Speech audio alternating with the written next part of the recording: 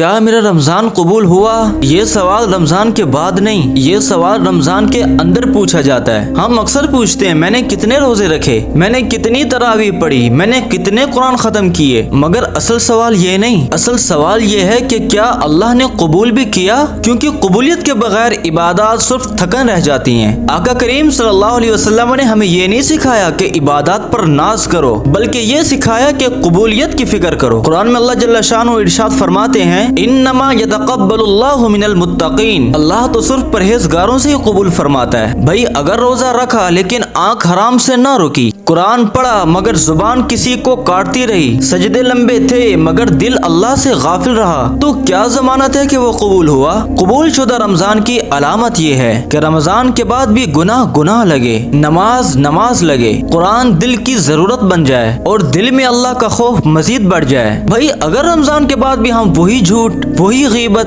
وہی بے حیائی، وہی نمازوں میں سستی، تو پھر خود سے ڈرو، کیونکہ ایسا نہ ہو کہ رمضان تو آیا مگر ہم خالی ہاتھ رہ گئے۔ عبادات سے زیادہ ان کی قبولیت کی فکر رکھنی چاہیے۔ اپنے دل سے یہ پوچھیں کیا میرا دل نرم ہوا؟ کیا میری آنکھ نم ہوئی؟ کیا میں اللہ کے قریب ہوا؟ اگر آپ کا جواب ہاں میں ہے تو امید رکھو، اللہ کی رحمت بہت وسیع ہے، اور اگر آپ کا جواب ہے نہیں تو بھائی آج بھی دروازہ بند نہیں ہوا، آج بھی کہہ دو اللہم تقبل منا انک انت السمیع العلیم، اے اللہ ہماری ٹوٹی پھوٹی عبادتیں قبول فرما، ہمیں محرومے میں شامل نہ کرنا اور ہمارے رمضان کو ہماری نجات کا ذریعہ بنا دے۔